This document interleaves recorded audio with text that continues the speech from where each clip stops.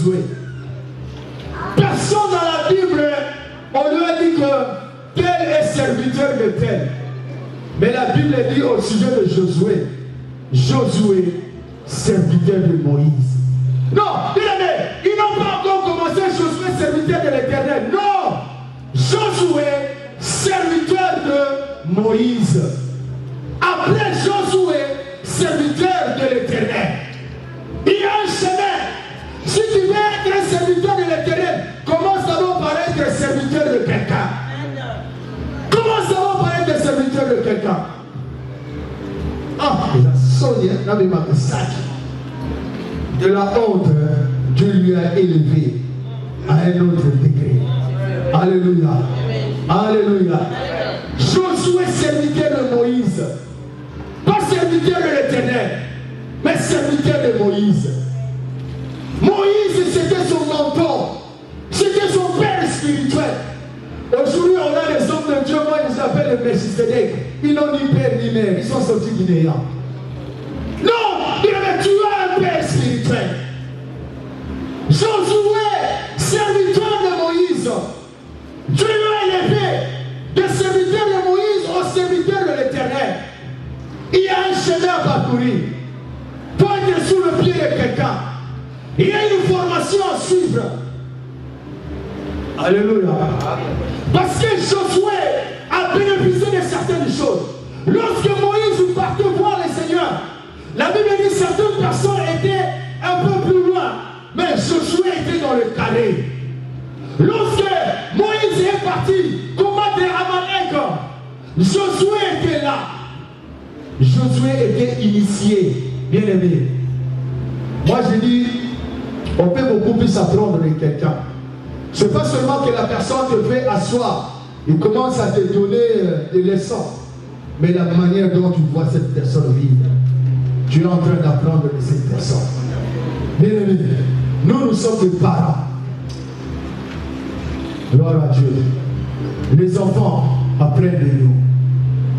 Tes enfants un jour diront, lorsque ma mère n'arrivait pas à concevoir, je voyais comment est-ce que mon père et ma mère s'agenouillaient pour prier. Et lorsque lui va se retrouver dans ces cas-là, il va suivre le conseil de son père, la leçon de son père. Il va se mettre à prier. Il ne faut pas aller chercher à divorcer parce que non, non, je vis mes parents souffrir, faire face à certaines difficultés, mais je peux témoigner aussi de leur foi. Ils étaient là en train de prier. Chaque jour, ils partaient à l'église. C'était cela la leçon. Alléluia. C'est le modèle qu'on est en train d'inculquer à nos enfants. C'est comme ça, bien aimé. Josué voyait tout ce que Moïse était en train de faire. Lorsque le Seigneur l'appelait, il voyait la responsabilité, la charge qui était sur Moïse. Alléluia. Raison pour laquelle, quand Moïse est mort, certainement Josué a pris peur. Et Dieu lui dit, mon serviteur Moïse est mort. Lève-toi. Alléluia. Il y a des personnes qui sont irremplaçables. Tu peux succéder à quelqu'un, mais tu ne peux jamais remplacer quelqu'un. Tu ne pourras jamais remplacer. Parce que Moïse avait un charisme tel que la tâche même de cela faisait peur à Josué. Alléluia. Et c'est cela Dieu était en train de lui prendre courage. Mais Josué a appris auprès de Moïse. Il faut apprendre, bien aimé. Les succès viennent à l'apprentissage. Quand on ne veut pas apprendre, on va commettre beaucoup de dégâts. Alléluia. Il faut apprendre, s'asseoir d'abord, apprendre auprès de quelqu'un. Alléluia. Bien aimé, Moïse, plutôt Josué, fait aussi office de leader.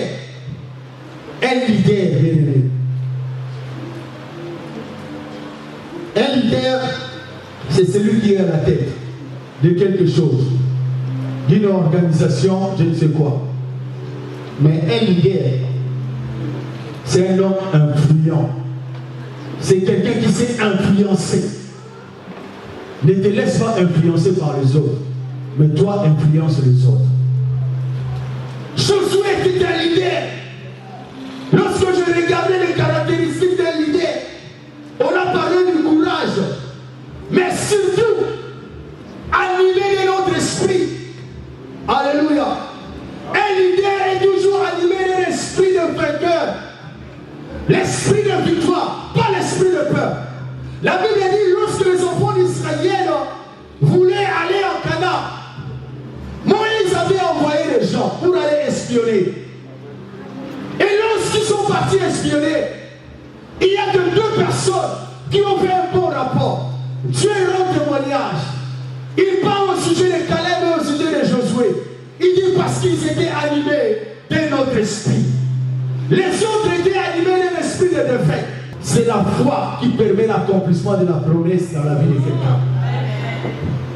Et ils avaient la promesse. L'homme de Dieu nous dit il y a tout le temps de promesses. La différence entre la personne où les promesses de Dieu s'accomplissent dans sa vie et une autre personne où les promesses de Dieu ne s'accomplissent pas, c'est parce que l'autre a la foi. Et il se dit que oui, ça va se réaliser. C'est possible. Il est le Dieu de l'impossible.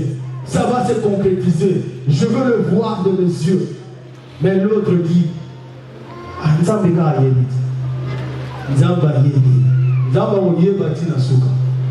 alléluia. Non, je sais que le Seigneur va le concrétiser.